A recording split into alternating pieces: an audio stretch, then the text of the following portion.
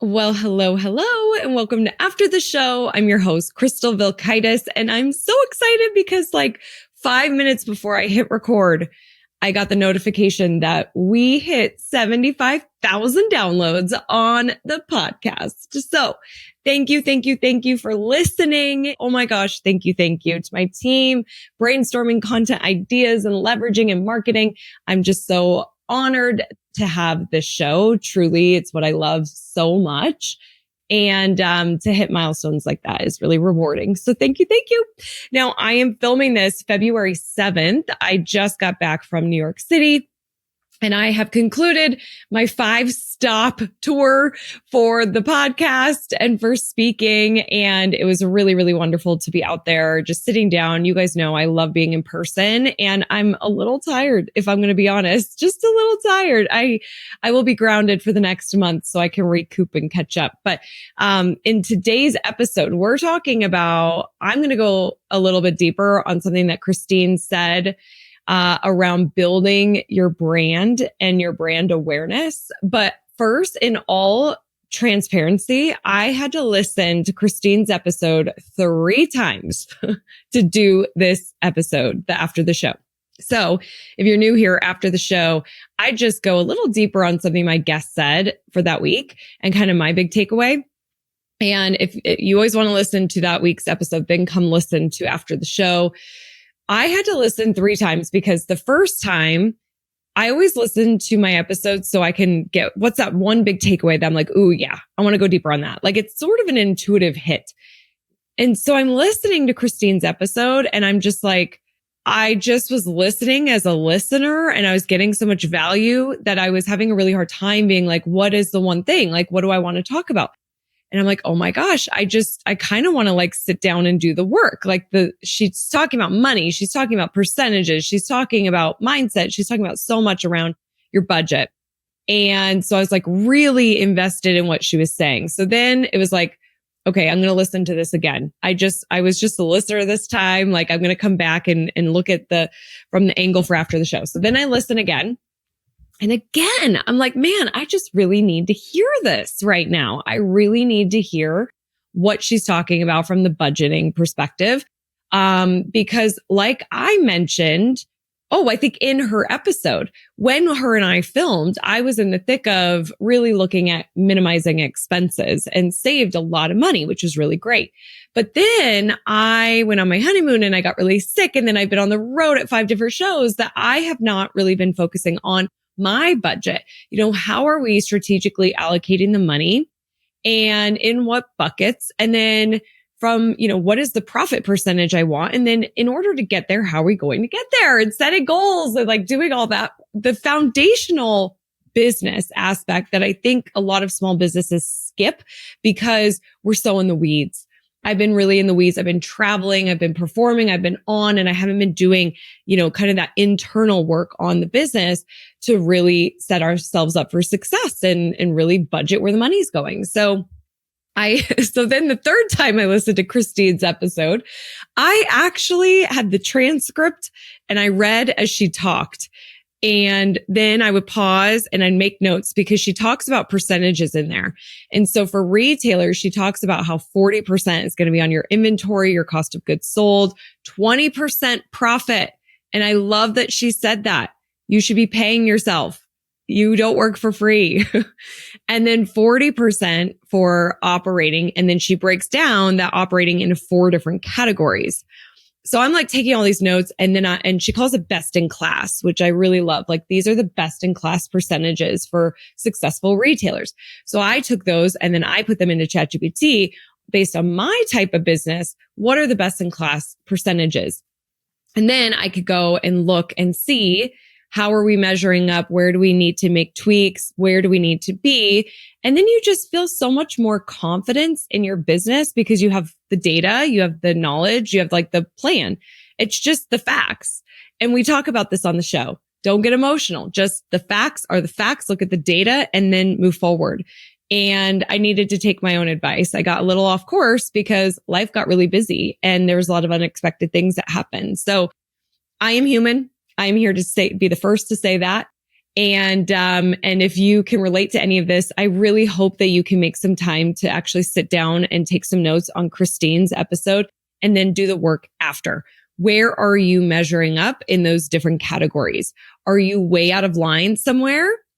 You might not be exactly what she says, but it's a really nice baseline for you to start budgeting and planning. Now, one thing that Christine talked about in there, she said one little line that really caught my attention was that our retailers are underestimating building their brand awareness and really the importance of their brand.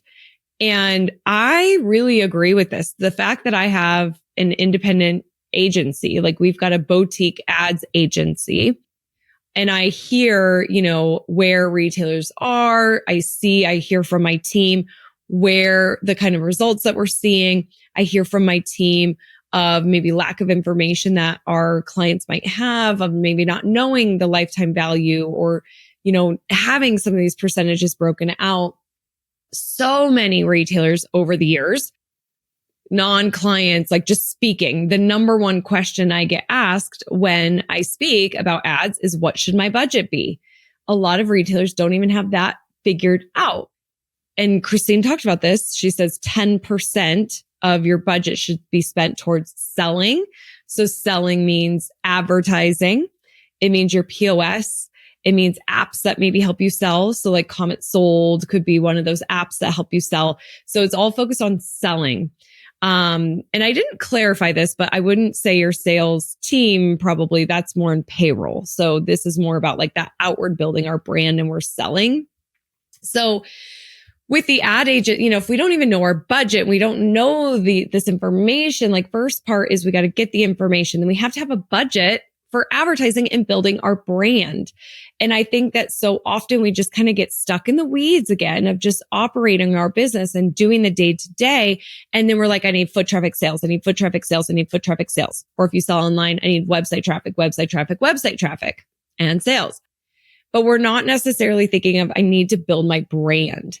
And I think that some retailers don't even think of their store as a brand. It's just a shop. It's a product place.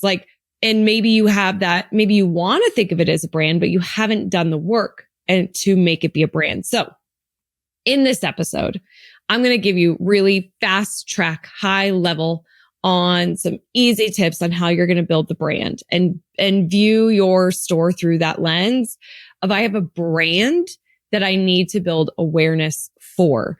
But first, I want to just talk about, this underestimating our brand, because that is a big mistake that I see.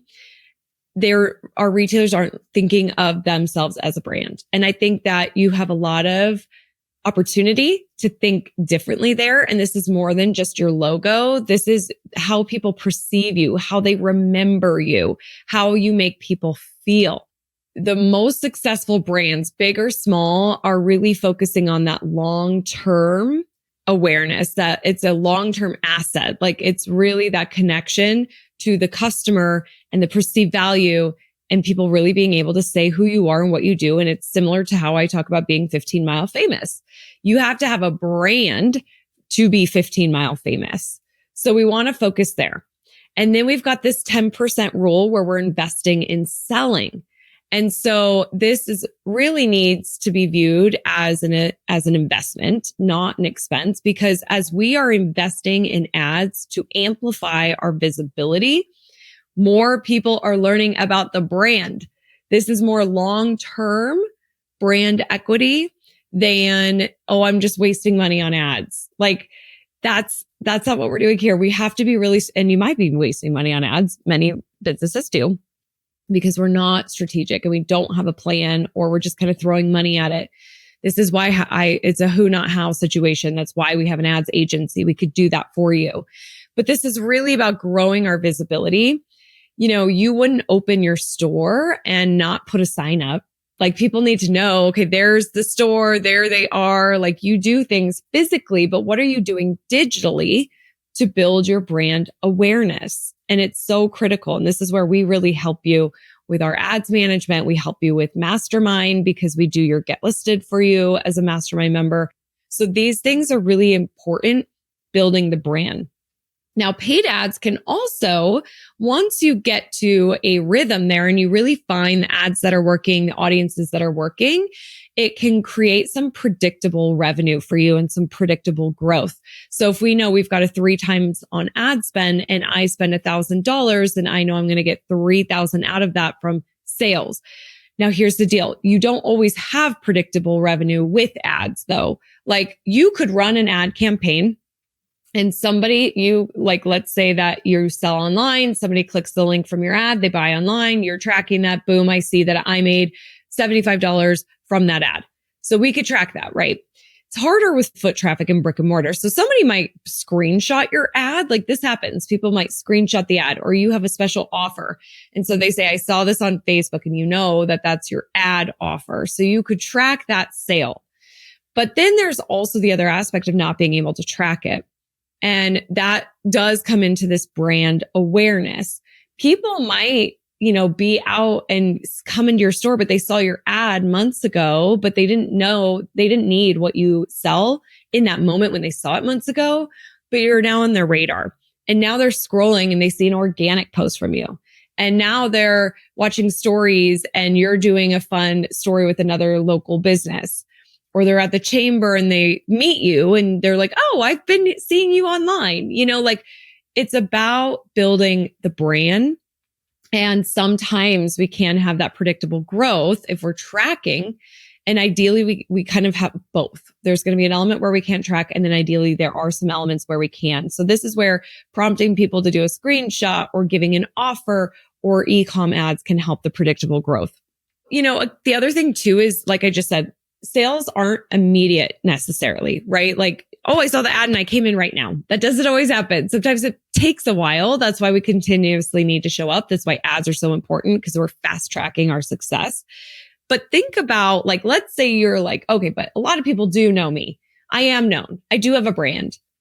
Well, so is Nike and Target and these big boxes, and they all still advertise. If they did not advertise, they all of a sudden don't exist. And whatever is in front of the consumer, that's what's existing. So this is why it shows you it's so important that we continuously show up in the different ways that our consumers are researching and shopping and where their attention is being spent. And ads is going to help force that in there. Visibility truly is everything. And so we really need to make sure, I've heard from so many retailers that are like, well, ads don't work for me. They didn't work. It's a waste of money. I don't have the budget. We do fine with organic, and that can all be fine for organic. But imagine if you amplified it and even more people saw you. Imagine if your current people who love you saw you more. You were top of mind even more. With not having a budget, well, then you're not investing in your growth. And it doesn't necessarily have to be advertising, but we do need to have that 10% sales budget that we are getting the word out about our business. So how are we doing that? And then ads didn't work for me in the past. Well, there's a solid chance that you are not an ads expert and ran some ads and didn't necessarily know what you were doing. You're just kind of trying to figure it out. You could have also worked with a company that wasn't great. Unfortunately, we hear that a lot from retailers that come to us. And so we kind of feel skeptical. But the thing is I've had an ads agency since 2012, actually 13. I started the agency in 13. And so for the past 12 years, and I have some retailers who have been with me that entire time where we've ran their ads for 12 years. That shows you it's working. So I know that it can work. It really can work for local businesses. That's our bread and butter. We love driving foot traffic. You just have to make sure you have the budget for it and that you're really working with your ads manager to ensure that those are really successful. And we have to make it a priority. So I want you to really treat your brand like an asset. I really want you to focus on building the brand awareness. And here's some really high level things that you could do. First, you have to figure out that brand identity. Okay. What is your mission, your values? Who are you? What is that perceived value? Then we have to deeply know our customer. It's all about knowing our customer. I talk about this a lot. You need to know your customer, everything about them, and how are you showing up to connect with them. Then we have to have a consistent look and feel. Okay. We can't have inconsistency. You won't be memorable. So we have to have that consistent look and feel. Make sure the feeling aspect is there. Then we have to deliver a memorable experience. And memorable experiences is how we make people feel. That is hospitality. And that's exactly what I'm going to teach at Evolve in April, which I'm really excited about. We'll go deeper on all of this. If you haven't gotten your ticket yet, what are you waiting for? Go to rootedinretail.com/evolve. And you could use the code ROOTED to save some money on your ticket. ROOTED to save some money. I hope to see you there. So how are we making people feel? How does our brand make people feel? Then we're using storytelling to connect emotionally. This could be through signage, the stories we're telling in store, our website content, our online content, our social content. We're continuously showing up. We're staying visible because we have to continuously build the brand awareness. Nike doesn't stop advertising. They always advertise. We have to continuously build. Invest in marketing, invest in paid ads, use that framework that Christine shared in this episode. We're really building a community around our brand, more of a movement. And this is easier for local businesses because you're directly in your community, but you could absolutely do this if you're online only. And then we have to be consistent. We're focusing on this long-term growth. This isn't I turn on ads and I see results now. You might, like I talked about, but this is a long-term plan for building sustainable brand awareness.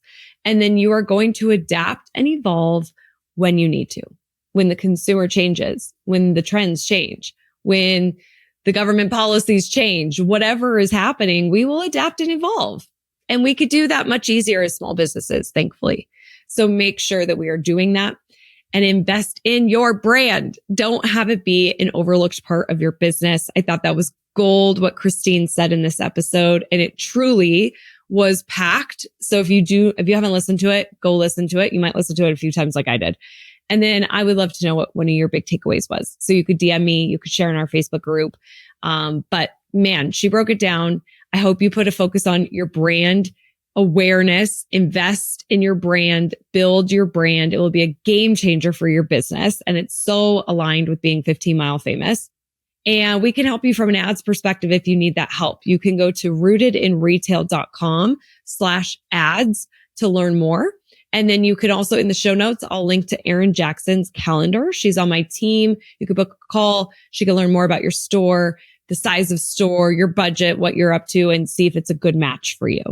All right. As always, I'm rooting for your success. Thank you for listening. We hit the 75K milestone, onward to 100K.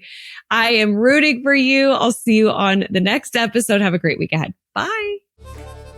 Thank you so much for listening to Rooted in Retail. It means the world to me. A big favor, if you're loving the show, if you could go and leave a review. If you are an Apple listener, you can also leave a comment on Spotify if you listen that way, but that would mean the world to me. And if you're loving these conversations and you want to go deeper, then consider joining us in the mastermind. That's where you can have conversations with me, other community members, as well as speakers and guests that you've seen on this show. So go to rootedinretail.com/mastermind to learn more.